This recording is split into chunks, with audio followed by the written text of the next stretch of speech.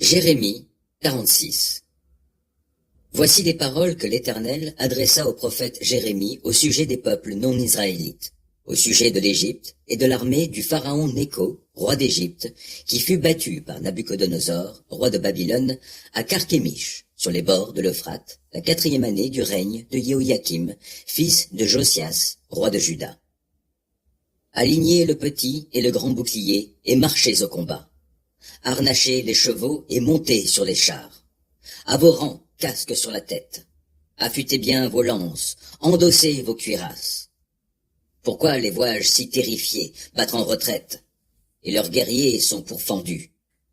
Ils fuient éperdument sans plus se retourner. De toutes parts, c'est la terreur. L'Éternel le déclare. Même les plus agiles ne peuvent se sauver, et les plus valeureux ne peuvent échapper. Dans le septentrion, sur les bords de l'Euphrate, les voilà qui trébuchent et qui s'écroulent. Qui est-ce donc qui monte comme les eaux du Nil, comme des fleuves dont l'eau est bouillonnante? C'est l'Égypte qui monte comme les eaux du Nil, comme des fleuves dont l'eau est bouillonnante. Elle s'est écriée, « Je monterai, je couvrirai la terre, je détruirai les villes et ceux qui les habitent. À l'assaut, les chevaux et foncez, chars de guerre. En avant, les soldats. Les Éthiopiens, les gens de Pout portant le bouclier et les archers de Loud. Mais c'est le jour pour l'Éternel, le Seigneur des armées célestes, des règlements de compte. Il va régler ses comptes avec ses ennemis. L'épée dévore, elle se rassasie, s'enivre de leur sang. Car c'est un sacrifice pour l'Éternel, le Seigneur des armées célestes, dans le pays du Nord, sur les bords de l'Euphrate.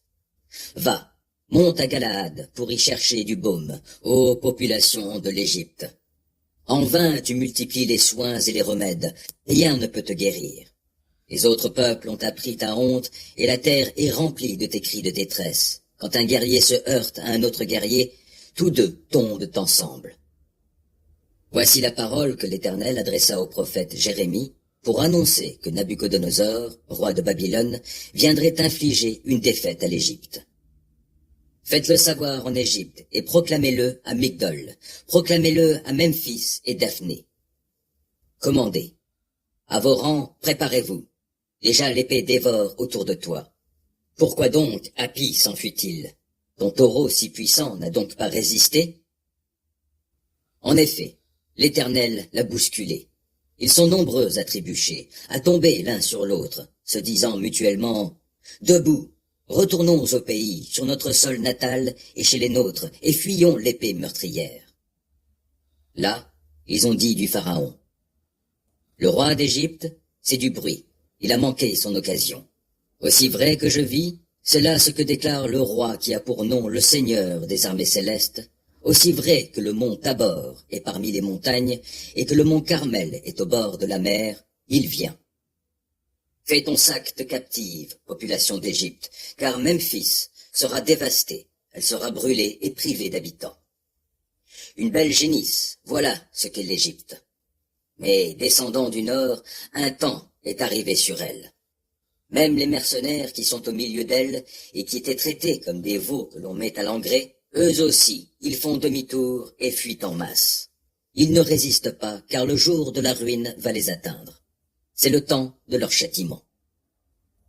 L'Égypte prend la fuite, sifflant comme un serpent, car ils viennent en force. Ils se jettent sur elle comme des bûcherons armés de leurs cognets. Ils coupent sa forêt, qui est impénétrable. L'Éternel le déclare, car ils sont plus nombreux que des criquets, on ne peut les compter. La population de l'Égypte est couverte de honte. Elle a été livrée à un peuple venu du nord. Le Seigneur des armées célestes, Dieu d'Israël, a dit: Je vais intervenir contre le dieu Ammon de Thèbes, contre le Pharaon, contre l'Égypte, contre ses dieux et ses rois, contre le Pharaon et contre ceux qui se confient en lui. Je vais les livrer au pouvoir de ceux qui en veulent à leur vie, au roi de Babylone, Nabuchodonosor, et à ses officiers.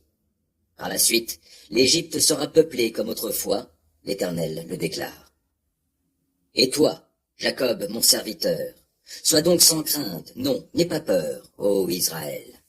Car moi, je vais te délivrer de la terre lointaine, toi et tes descendants, du pays de l'exil. Oui, Jacob reviendra. Il jouira de la tranquillité et d'une vie paisible. personne ne l'inquiétera. Sois donc sans crainte, Jacob mon serviteur, déclare l'Éternel, car je suis avec toi.